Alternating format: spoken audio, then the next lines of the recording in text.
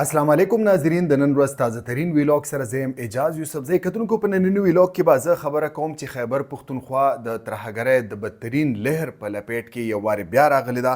د دې نه علاوه پېښور کې دفعه 144 نافذ کړې ده. په صوبه کې تقریبا 15 د ترهګرۍ واقعات مخې ته راغلي دي تقریبا په یو نیم ورځ کې.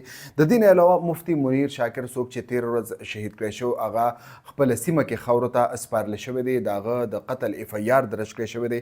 د دې نه علاوه په راولپنډي اسلام آباد کې د غیر قانوني افغان کډوالو خلاف کاروایی تیزی سره جاری دي او 1 مارچ پورې افغان کډوالو یعنی هغه افغان کډوال چا سره چې ای سی سی کارت دی د هغوی ته مهلت کې صرف 14 ورځې پاتې شوي دي. د دې وروسته به د هغوی د پراپرټو خلاف او د هغوی د دوکانونو خلاف او پکړ دکړ سلسله به شروع شي.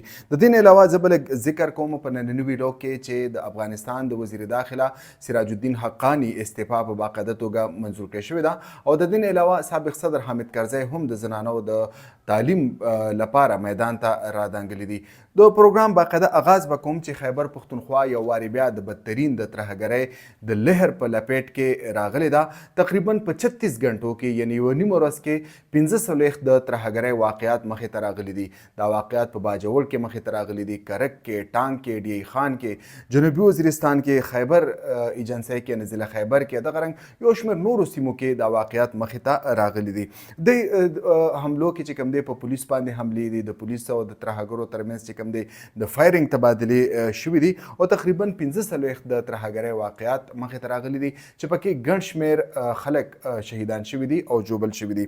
اوس په زه لږ ذکر کوم چې سرخار پېښور کې سکیورټي سخت کړې شوې ده. یعنې کله نه چې تقریبا 2-3 ورځو راهسې په صوبه خیبر پښتونخوا کې چې کله د ترهګرۍ دا واقعات سیوا شوي دي نو صوبایي سرخار پېښور کې هم سکیورټي سخت کړې شوې ده بلکې دفعه 144 نافذ کړې شوې ده.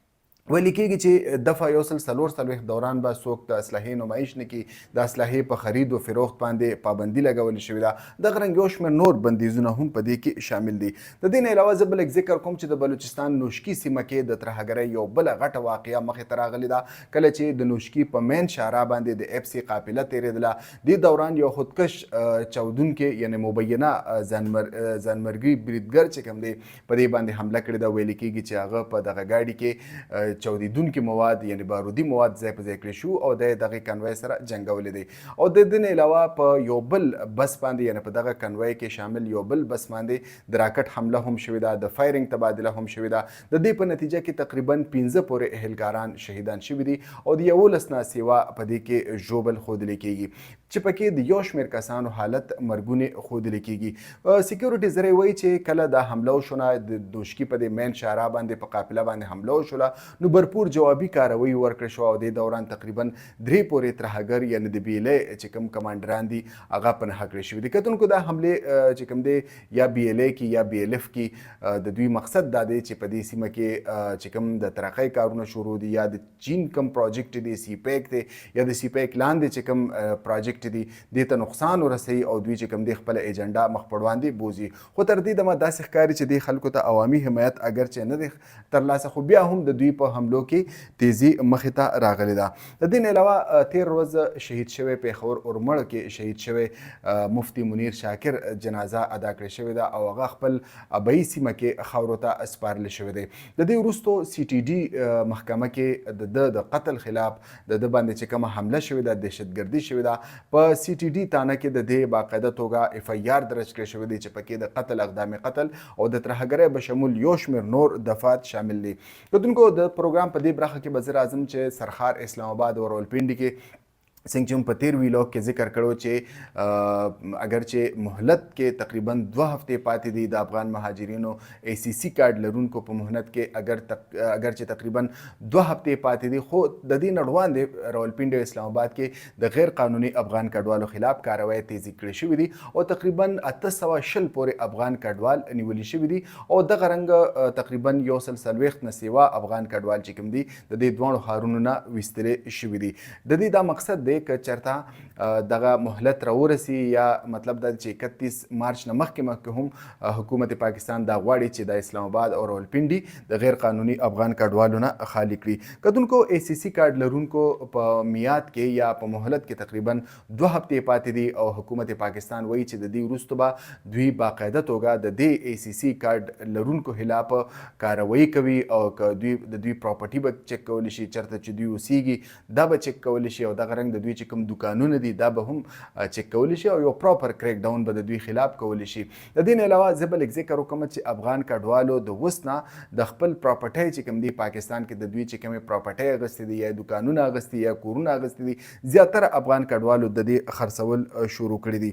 د دې نه علاوه زه بل ذکر وکړم افغانستان طرف ته به زه لاړ شم چې په افغانستان کې د طالب چارواکو ترمنځ یا د طالب حکمرانانو ترمنځ چې کوم اختلافات دي د دوی په رینک اینډ فایل کې چې کومه بد اعتمادي مخې ته راغلې ده دا مزید هم سیوا شوې ده. څنګه چې تاسو ته پته ده تقریبا پرون سراج الدین حقانی څوک چې د افغانستان د حکومت وزیر داخله دی د هغه استعفا مخې ته راغلې وه. نن داسې ویل کېږي چې د هغه استعفا په باقاعده توګه منظور کړې شوې ده. کتونکو دا ډېر زیات انفلوئنشل طالب کمانډر دی.